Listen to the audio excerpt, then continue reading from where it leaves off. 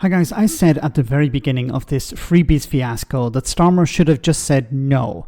Thanks, but no thanks, and instructed his ministers to do the same. It may be nice to get some fancy clothes and expensive tickets to see Taylor Swift, but is it worth it?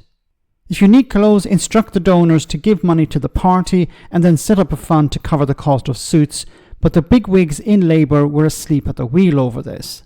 The failure here is in relation to optics and not understanding that the media is not on your side. They will ignore Tory corruption and focus instead on your few £1,000s. You need to be more on the ball here.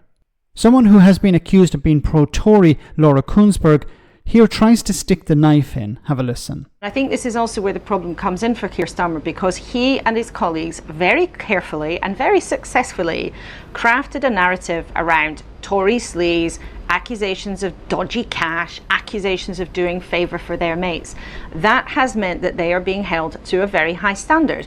And if you like, this might sound a bit pompous, but I suppose they put morality on the table. Does that make sense? Yeah. And therefore they're being judged in a sort of moral way. And I think there is actually a bit of a blind spot. It was described to me a few times by people this week about around Starmer's team. There is a bit of a blind spot because they are, in the words of one senior figure in the party said to me, they are convinced they're doing God's work. Wow. Which, you know, and that was said to me in quite a sort of acid way. Now, this is somebody who backs them, somebody who's an important figure in the Labour movement said this to me. And there's a sense that somehow they're not that good at looking in the mirror, and anything to do with money in politics can be absolutely toxic. It doesn't really necessarily matter even what the intention was, but it can prove absolutely toxic. Okay. You know, I find it funny where Laura Kuenssberg says accusations of corruption within the Conservative Party. Accusations. PPE frigging contracts. Boris Johnson's wallpaper. And flat. Not accusations of corruption, clear examples of corruption. But once again here, as I raised at the beginning of this, whoever is in charge at Labour have dropped the ball. They don't seem to understand that the media will grab onto anything they can and milk it for as long as possible. We're still talking about this. The narrative has completely run away from the Labour government, and the media are talking about sunglasses and suits and tickets to football matches. Is this what the Labour government want to be talking about? Of course not. Look, I'm not saying that these things are acceptable. Of course they're not. But you're in charge of the country. You should be setting the narrative. As I said, it'd be nice to have these things, but is it politically worth it? Is there a value? See, I think a major problem within the Labour government at the moment and the Labour Party is, well, if we're doing things legally, if we're doing things according to the books, then that's fine. Keir Starmer has, he has published all of the money he has received, all of the gifts he has received. There's transparency there. That's not the point. They don't seem to understand the point here. The point is, ordinary people are being told by the media that there's a two-tiered system.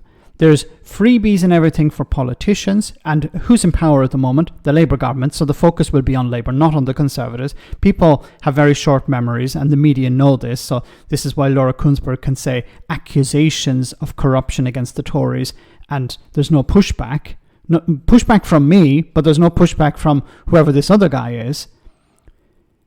The public have a short memory. The media know this, and the focus, of course, is on the current government. So the government need to understand this. They need to say, okay, yes, we're receiving all these freebies. We've declared them. But is that actually good enough? No. And Keir Starmer, it seems, has woken up to this by saying, okay, I'm not going to take any more freebies. But that's a bit late now. He should have, at the very beginning, said, look, what are the optics here? Is it going to be a problem? Is somebody going to use this against me? They'll use everything they can against you, so you need to take these things away. I really don't understand why they don't understand the problem here. The problem is you're saying to pensioners, and the media is presenting it this way, you're taking money from pensioners and you're doing really well for yourself. There's a cost of living crisis, but you're not struggling because you have somebody funding your accommodation, you have somebody funding your clothes, your glasses, or whatever. Somebody at HQ in Labour need to wake up and understand that they have to be in control of the narrative. They can't allow the media to spin this or to present this in a way that's negative for the government. Either be clean about these things, take a moral stance and say, look, we're not going to take any of these things anymore, or be in charge of the narrative, and the narrative being, we're going to fix things. Let me know in the comment section, guys, what you think. As always, your comments are greatly appreciated. Thanks a lot.